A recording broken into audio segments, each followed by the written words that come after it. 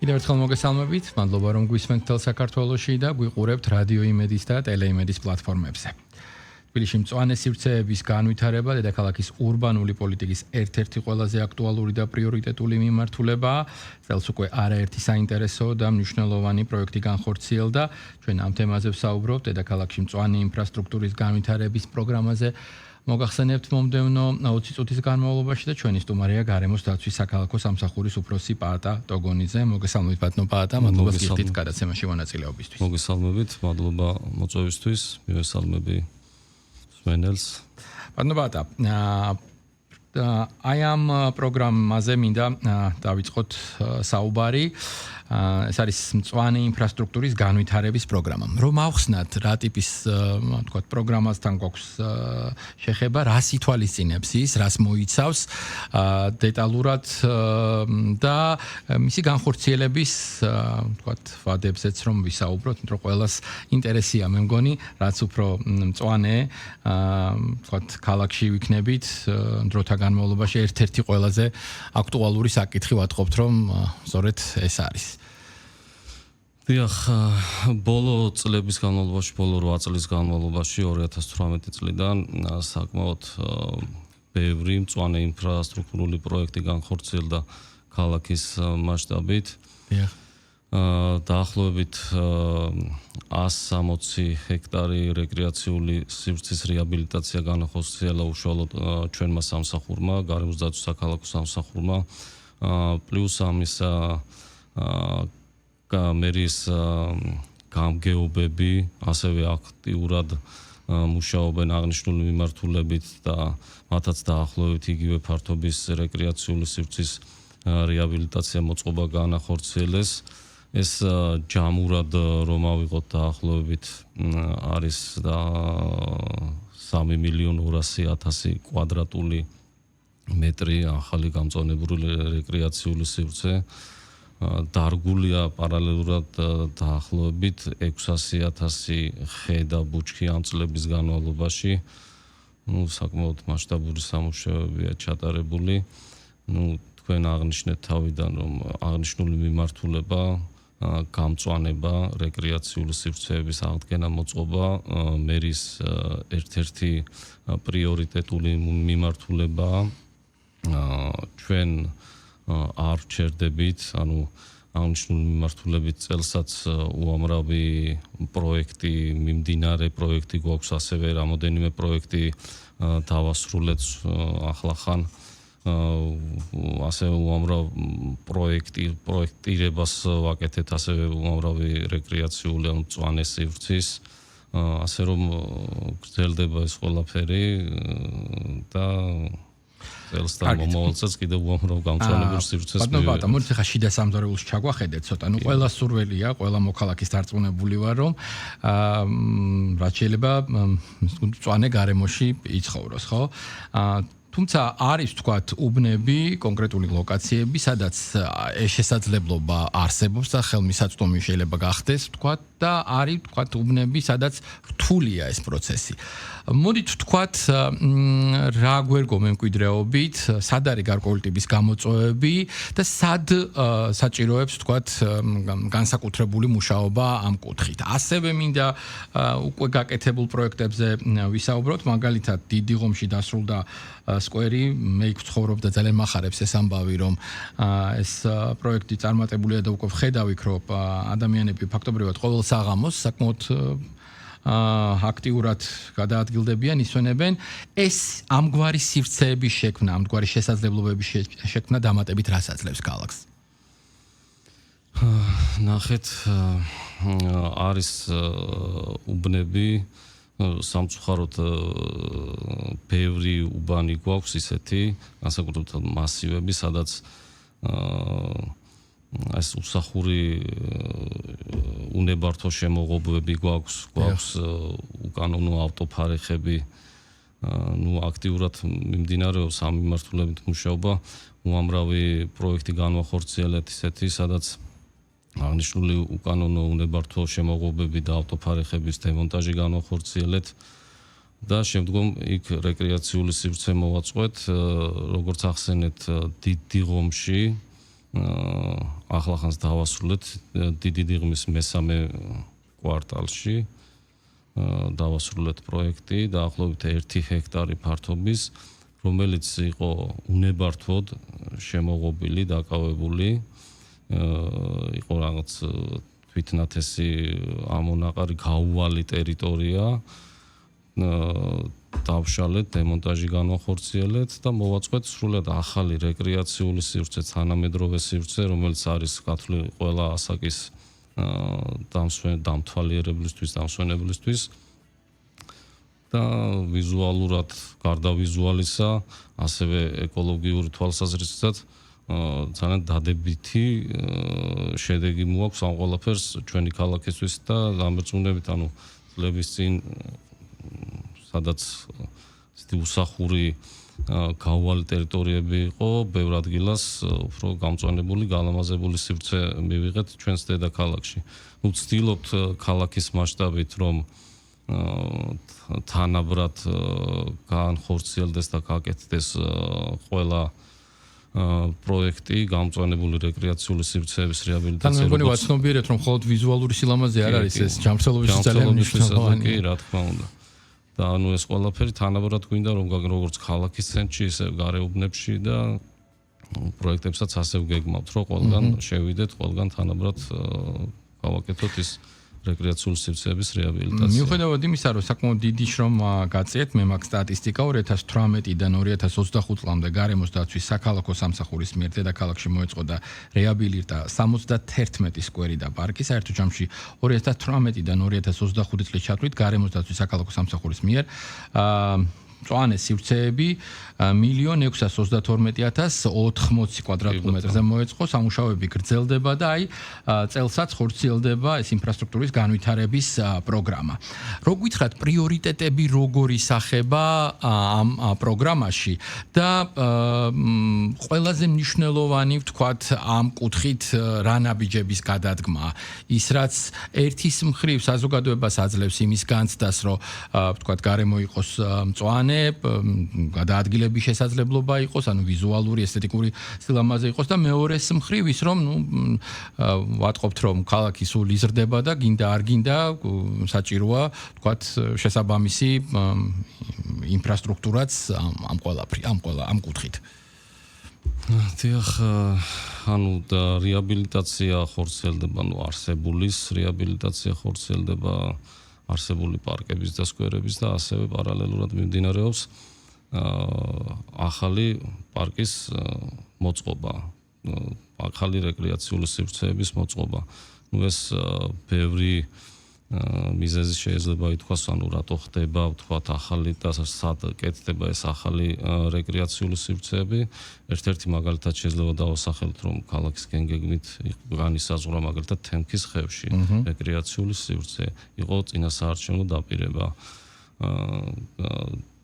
და განხორციელდა საკმაოდ დიდი პარკი, რომლის ფართობი არის პარკის მოწყობა, რომლის ფართობი არის 25 ჰექტარი, იქ სადაც 4-5 წლის წინ იყო გაუვალი ჭაობი, დღეს მივიღეთ შესანიშნავი რეკრეაციული სივრცე.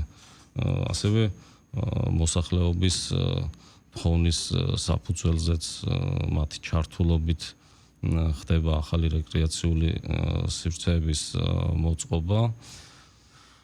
რამდენი ტაქტიკურები არიან მოქალაქეები ამ კუთხით და რა ფორმით ხდება ვთქვათ სამსახურთან კომუნიკაცია, ესეც რომ ვთქვათ გარკვეული სამეზობლო ითხოვს ამას და მოგმართავთ შესაბამისი წერილით თუ ვთქვათ რაღაც სხვა საშუალებებია. ძირითადად წერილობითი მომართვის საფუძველზეც ხდება. და ასევე მინდა ვთქვა, რომ როდესაც იგეგმება გარკვეული ტერიტორიის პროექტირება, ან მიმდინარეობს პროექტირების ეტაპი, აუცილებლად ვითვალისწინებთ მოსახლეობის მოთხოვნას, მათი ჩართულობა ძალიან მნიშვნელოვანია ამ მიმართულებით. მაგალითად მინდა მოვიყვანო, რომ ამ ეტაპზე ავჭალაში დაახლოებით 1 ჰექტარ ფართობზე ვაპირებთ მოვაწყოთ, არ ბოდიშით 2 ჰექტარზე ვაპირებთ მოვაწყოთ ახალი რეკრეაციული სივრცე.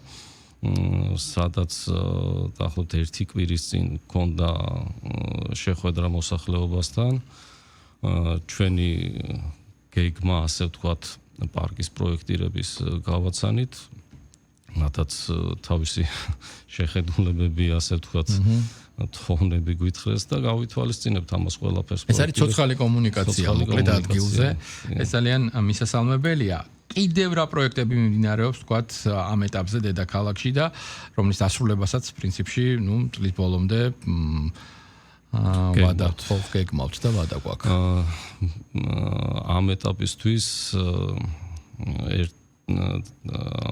ივლისის თვეში ვაპირებთ გავხსნათ კახეთის გზატკეცილზე, ეგრეთ წოდებული სამხედრო ქალაქის ტერიტორიაზე, დაახლოებით 16 ჰექტარი პარკი, სრულად ახალი პარკი მოეწყო.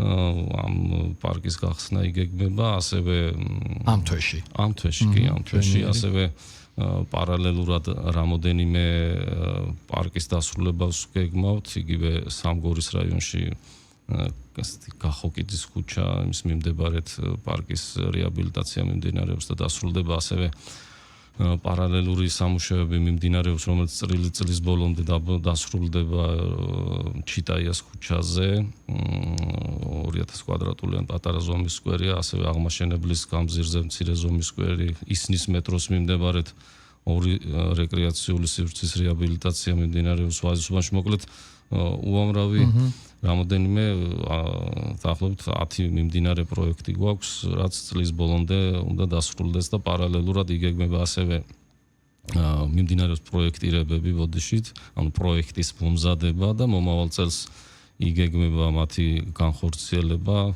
როგორც არის აღმაშენებლის გამზირზე არტოს ბაღი, კახიძის სკვერი, ასევე თემქაზე დაახლოებით 2 ჰექტარ რეკრეაციული სივრცის მოწყობას, ასევე დიღმის ჭალების რეპროექტირება მიმდინარეობს და სავარაუდოდ მომავალ წელს ასევე განახორციელოთ, ასევე პირველი რესპუბლიკის ბაღი, რეაბილიტაციასაც, ამ ბაღის რეაბილიტაციასაც მალე დავიწყეთ, ასე რომ როგორც თქვი, ავჩერდებით სულ ბატონო, ფაქტობრივად, ხედვაზე წარმოდგენა მსმენელს დამაყურებელს აქვს.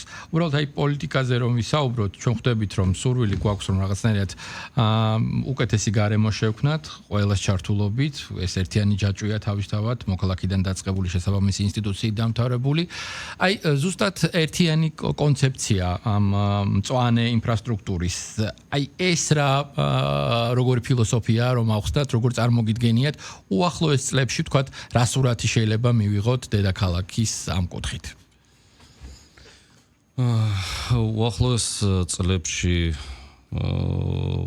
ფიქრობ, რომ მივიღებთ მეტ გამწვანებულ სივრცეს, მეტ რეაბილიტირებულ გამზირს, გამწვანებულს, მეტ გამწვანებულ შუა გამყოფსოლს, ასევე მინდა აღვნიშნო გარდა ურბანული გამწვანებისა, ჩვენ აქტიურად მუშაობთ ქალაქის ირგვლივ არსებული დეგრადირებული ფერდობების აღდგენის მიმართულებით. ეს რას მოიცავს? ეს მოიცავს ტყის აღდგენა განახლებას, ასე ვთქვათ. მაგალითად ბოლო წლების განმავლობაში დაახლოებით 140 ჰექტარი ფართობი ამ მიმართულებით აღდგენა განახლება განვახორციელეთ, სადაც 80,000-მდე ძირი მცენარე დაირგო. მოიცავს ასევე ხუდადოვის ტყე-პარკი ყველას მოგეხსენებათ. შარშან აქტიური დარგვები განვახორციელეთ მცენარეების წელსაც დაახლოებით 10-12,000 ძირი ახალი ხე დაირგვება, ასევე იგეგმება გადმოსახედის მოწყობა, რაღაც რამოდენიმე აქტიური ზონის მოწყობა. მინდა რომ გავაცოცხლოთ ეს ადგილი წლების განმავლობაში იცით მიგდებული იყო. და ამსვენებლისთვის კიდევ ერთი მიზიდულობის ცენტრი გაჩნდება ქალაქში და მიმართულება არის აქეთ როგორც ურბანული გამწვანება, ასევე ტყის ფართობების აღდგენა განაშენიანება აუცილებლად მომავალში ძალიან დიდ და დადებით შედეგს მოგცევს ქალაქის ეკოლოგიის თვალსაზრისით. მე მახსოვს არჩევნებამდე, როდესაც მაჟორიტარი კანდიდატები დადიოდნენ ჩვენთან ეთერში და ვსაუბრობდით კონკრეტულ მათ რაიონებზე და უბნებზე და იქ გაწეულ ვთქვათ სამუშაოზე და გეგმებზე, ყველა აღნიშნავდა თვალსახად, რომ საზოგადოება მიუხედავად იმ პრობლემებისა, რომელიც შეიძლება კონკრეტულად არსებობდეს, თვალსახად ითხოვს, რაც შეიძლება მეტ მწვანე სივრცეს. ეს ცნობიერება როგორც ჩანს გაზრდილია, მე მაინტერესებს მეორე ნაწილში, რომელიც ასევე გამოწვევა იყო, დაზიანების ნაწილში რა ხდება. აქ რა მდგომარეობა გვაქვს? სამწუხაროდ ვანდალიზმის ფაქტები ბევრი გვაქვს. ხშირია შემთხვევები, როდესაც ახლად რეაბილიტირებული პარკში, სკვერში, ანუ მეორე დღეს შეიძლება დაგხვდეს რაღაც დაზიანება. ეს იქნება საბაღე ფურნიტურა, საბავშვო ატრაქციონი თუ მრავალი სხვა ფიქსირდება სამწუხაროდ ქურდობის ფაქტებიც, სარწყავის სისტემის რაღაც მფრქვევანა არის ასეთი, რომელიც წყალს აფრქვევს, მცირე ზომის პლასმასის დეტალია, ხშირია ამ პლასმასის დეტალის ქურდობის ფაქტებიც, სამწუხაროდ ხდება ასე. ასევე ეს საბავშვო ატრაქციონების დაზიანება ხშირ შემთხვევაში გამოწვეულია იმით, რომ ხდება არასწორი გამოყენება, ეს ატრაქციონები გათვლილია ასაკზე, მცირე ზომის ასაკის თვის განკუთვნილი ბავშვებისთვის ატრაქციონი ხშირ შემთხვევაში გამოყენებულია მოზარდების მიერ, რაც იწვევს მათ დაზიანებას, ასევე შიშემ პირებისთვის განკუთვნილი ატრაქციონებს ბის გამოყენება ხდება არამიზნობრივად და ყველაფერი ეს იწვევს იმ დაზიანებებს, რაც საკმაოდ დიდი თანხა უჯდება შემდგომ მერიას მათი აღდგენა, ახლის მოწყობა. ეს თანხები მიმართული რომ იყოს ახლის მოწყობისკენ და არა დაზიანებულის აღდგენისკენ, უფრო ბევრად კარგ შედეგს მივიღებდით და ბევრი რეკრეაციული, უფრო ახალ და რეაბილიტირებულ ახალ რეკრეაციულ სივრცეს მივიღებდით. მე წარმატებები მინდა გისურვოთ გარემოს დაცვის საქალაქო სამსახურის უფროსი პაატა ტოგონიძე იყო საეთერო სტუდიაში. მადლობა დათმობილი დროისთვის.